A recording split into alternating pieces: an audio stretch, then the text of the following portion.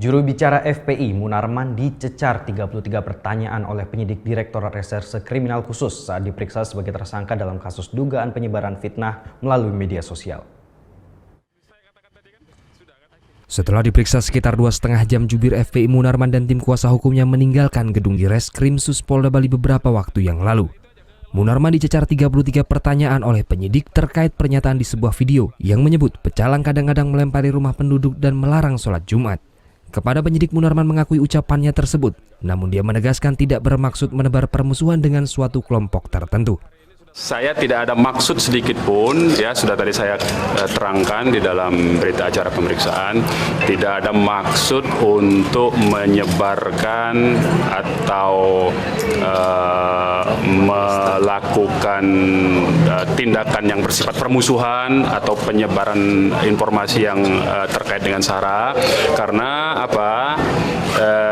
Sekali lagi saya perlu tegaskan kepada teman-teman semua bahwa kedatangan saya ke kantor redaksi Kompas Group itu tidak lain dan tidak bukan dalam konteks justru adalah pemberitaan yang terjadi di Serang sebetulnya, ya, di Kabupaten Serang, di Kota Serang, ya, Provinsi Banten.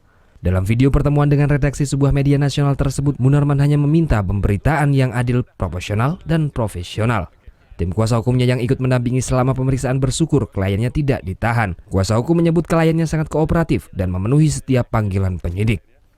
Sejauh ini pemeriksaan berjalan lancar dan kita bersyukur Pak Munarman tidak ditahan. Ya, jadi kita datang kemari terbukti sebenarnya panggilannya hari ini. Ya, kemarin malam sudah diperiksa. Bahkan beliau datang itu kita tim hukumnya baru tahu belakangan. Sementara usai pemeriksaan, Direktur Reskrimsus Polda Bali langsung melakukan analisis evaluasi dengan tim penyidik. Munarman dilaporkan oleh seorang pria bernama Z Hasan pada tanggal 16 Januari lalu karena diduga menyebarkan berita fitnah melalui media sosial YouTube. Di video tersebut, Munarman menyebutkan pecalang kadang-kadang melempari rumah penduduk dan melarang sholat Jumat.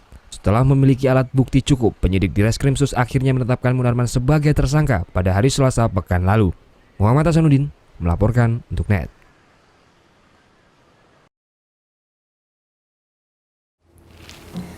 Udah selesai kan nontonnya? Nah, jadi jangan lupa buat like, komen, dan subscribe ya.